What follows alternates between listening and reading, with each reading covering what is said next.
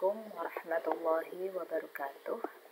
Dalam sesi ke-12 ini kita akan belajar mengenai regresi polinomial. Ya. Pertemuan kemarin kita sudah belajar mengenai analisis residual ya. Jadi residual itu juga dia sangat berkontribusi dalam analisis regresi gitu ya. Nah, kemudian sebelumnya lagi juga kita sudah mempelajari mengenai regresi linier. Nah, regresi linier itu kan berarti ketika kalau kita bentuk hubungan data antara variabel x dan y-nya itu dia membentuk suatu garis lurus, begitu ya. Nah, tetapi kalau untuk regresi polinomial bagaimana? Nah, regresi polinomial berarti dia membentuk kurva yang tidak membentuk garis lurus. Jadi dia bentuknya itu lebih pada kurva kuadratik atau kubik, gitu ya. Jadi makanya nanti di regresi polinomial itu dia dimasukkan ke dalam regresi nonlinier, begitu ya. Jadi sini ada dua pendekatan yang biasa dilakukan ya untuk model nonlinier, yaitu transformasi ke bentuk linier. Jadi dari bentuk nonlinier kemudian ditransformasi ke bentuk linier, atau bisa juga dengan membuat model fungsi polinomial yang melibatkan peubah pangkat 2 atau lebih ya. Jadi regresi polinomial itu termasuk juga regresi nonlinier ya, karena bentuk kurvanya dia tidak linier, tapi dia bisa kuadratik, bisa kubik, bisa parabola, begitu ya. Nah, maka regresi polinomial ini dia merupakan regresi dengan variabel bebasnya dia berpangkat lebih dari 1. Ya, itu. Oke, kemudian untuk mentransformasi dari bentuk nonlinier ke bentuk linier, itu transformasi yang sering digunakan itu ada fungsi pangkat, kemudian fungsi inverse, kemudian ada fungsi hiperbolik, dan ada fungsi eksponen.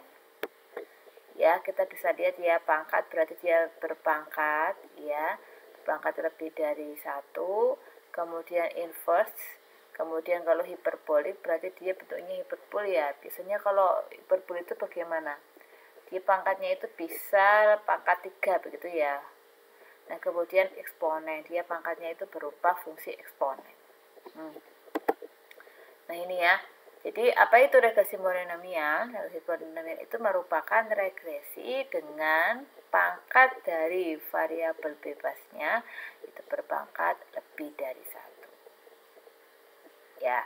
Nah, ini salah satu contoh bentuk model regresi polinomial berpangkat 2. Ya. Di sini pangkat maksimum dari variabel bebasnya itu pangkatnya 2.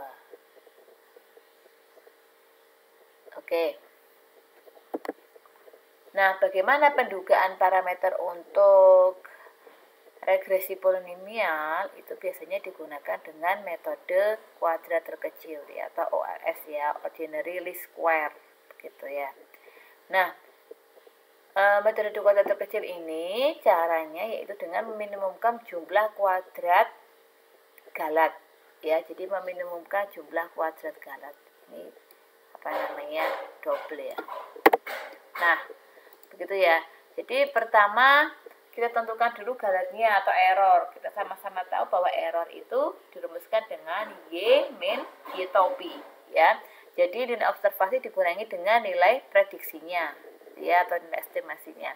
Lalu kalau jumlah kuadrat galat berarti dari errornya ini galatnya kemudian gimana dikuadratkan dan dijumlahkan. Ini ya, jadinya seperti ini. Oke. Nah, kemudian selanjutnya setelah menentukan JKG-nya, jumlah kuadrat galatnya, langkah selanjutnya adalah meminimumkan jumlah kuadrat galat tersebut ya, dengan cara mencari turunannya ya, turunannya terhadap masing-masing parameter modelnya.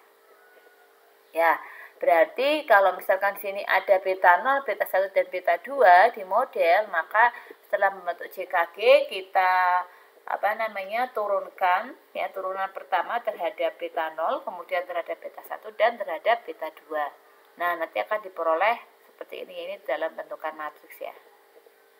Oke. Nah, setelah kita mengestimasi parameter, selanjutnya pastinya kita akan menguji parameter tersebut ya. Yang pertama pasti dengan menggunakan uji parameter secara serentak, kan begitu ya, seperti yang telah kita pelajari pada regresi linier. Nah, untuk pengujian parameter secara serentak itu bisa dikatakan sebagai uji signifikasi model. Jadi ketika semua parameternya itu serentak signifikan, maka otomatis bisa dikatakan modelnya juga signifikan. Gitu ya. Nah, di sini hipotesisnya H0 model regresi polinomial tidak signifikan dan H1-nya model regresi monomial signifikan ya. Dengan menggunakan uji F ya, sama seperti regresi linier ya. Nah, kemudian nanti berarti kriteria ujinya tolak H0 ketika F hitungnya itu lebih besar dari F tabel. Dimana di sini ada derajat bebasnya, yaitu derajat bebasnya K min P, di mana K itu adalah banyaknya variabel X-nya, kemudian P itu adalah banyaknya parameternya ya. Oke, K min P, selanjutnya derajat bebas yang kedua itu N min P, di mana N itu adalah banyaknya datanya, kemudian P itu adalah banyaknya parameternya.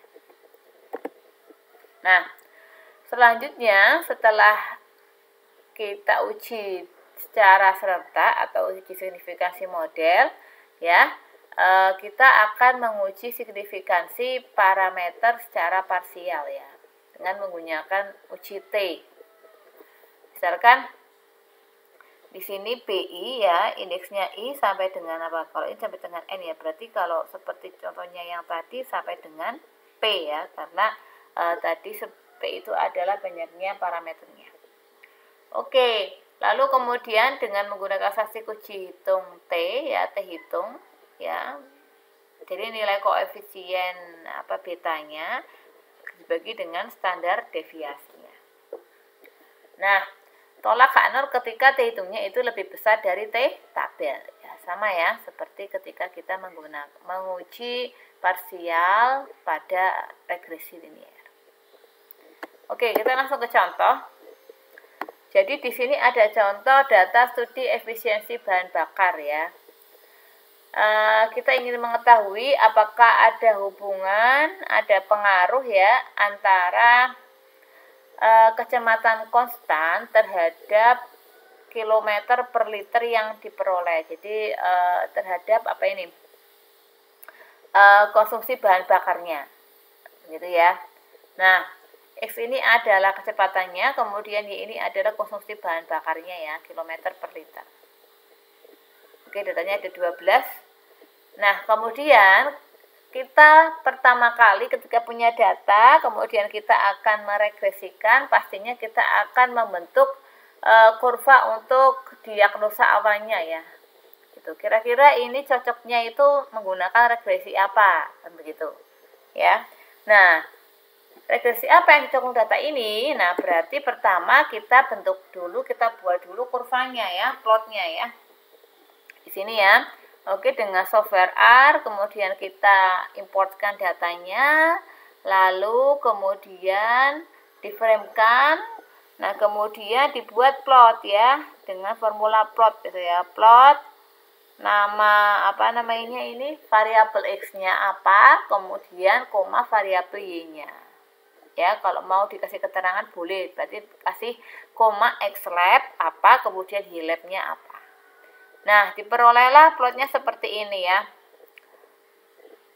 Ini hubungan antara variabel X dengan variabel Y-nya. Ternyata bagaimana ini? Titik datanya bagaimana? Ini titik datanya ini dia kalau kita tarik garis lurus dia membentuk suatu kurva kuadrat ya sepertinya ya. Kan begini kan, melengkung gini toh, melengkung menghadap ke bawah. Nah, berarti bisa dikatakan mungkin data ini cocok untuk regresi polinomial kuadratik atau kubik ya, karena kuadratik dengan kubik itu dia hampir sama kurvanya. Oke, nah setelah kita bisa mendiagnosa awal gitu ya, menduga awal modelnya. Kemudian sekarang kita akan menguji menganalisis dengan regresinya ya, dengan regresi polinomialnya tadi yang sudah didiagnosa. Pertama dengan regresi polinomial kuadratik pangkat 2 ini ya. Jadi formulanya sama, menggunakan LM linear model, kemudian di sini menggunakan formula poli ya, dari kata polinomial ya. Poli, kemudian X, nah kemudian di sini koma 2. 2 ini adalah orde tertinggi. Jadi orde tertinggi untuk polinomialnya. Tadi kan kuadratik, berarti orde tertingginya itu 2 ya, maka di sini koma 2. Begitu. Oke, nah kemudian untuk informasi lengkap itu kita pakai formula summary ya. Jangan RP-nya langsung dipanggil. Kalau RP-nya dipanggil itu biasanya yang keluar hanya koefisien parameternya saja. Nah, dari informasi lengkap maka kita bisa menggunakan summary. Oke, bagaimana ini analisisnya? Kita bisa lihat di sini ada p-value untuk uji F-nya ya, ini ya, untuk signifikansi model. Kemudian yang ini pada tabel koefisien ini ada p-value untuk uji parameter secara parsial. Nah, kira-kira cocok enggak ini regresi polinomial kuadratik berpangkat 2? Nah, nanti silakan bisa dianalisis ya. Nah, selanjutnya, kemudian kita ingin membuat plot kuadratiknya ya. Oke, jadi nanti silakan teman-teman menginstal PK caret ya, caret ya. Kemudian dipanggil PK-nya, lalu di sini bisa dibuat dengan formula ggplot ya, ggplot. Nah, oke, nanti di sini menggunakan formula AS ini di dalamnya, AS X, Y. Kemudian setelah itu di sini jangan lupa polinomialnya itu pangkat tertingginya berpangkat 2, maka sini koma 2. Nah, akan diperoleh seperti ini plotnya, bagus ya. Nah, jadi kita bisa melihat ya dengan jelas ini dia kurvanya kurva parabola ya. Kuadrat dia menghadap ke bawah ya. Dia mempunyai titik puncak maksimum ya.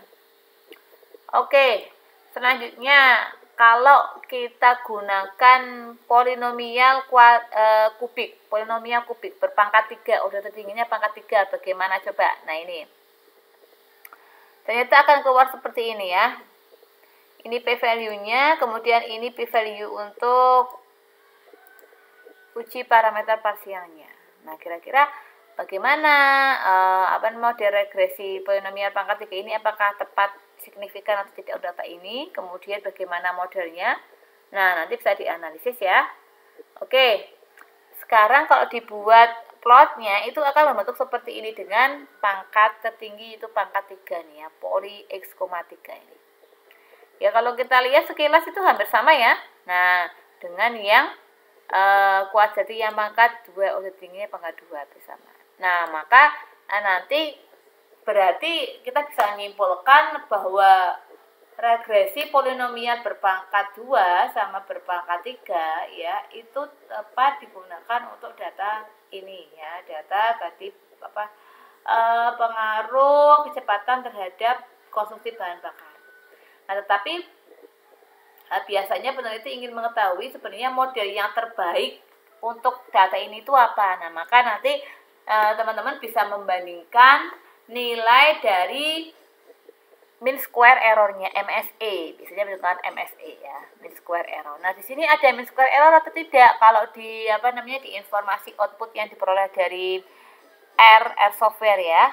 Nah, tidak ada ya. Ternyata di sini adanya RSE, residual standard error ya. Oke, tidak masalah, bisa menggunakan RSE juga bisa. Nanti dibandingkan ya, RSE polinomial pangkat 2 dengan polinomial pangkat 3. Nah, yang lebih kecil yang mana, itu berartilah yang model terbaik. Jadi, model dengan residual standard error atau mean square error yang lebih kecil, yang paling kecil, itu adalah model yang terbaik untuk data tersebut. Begitu. Oke? Nanti bisa dicoba dulu ya. Terima kasih. Assalamualaikum warahmatullahi wabarakatuh.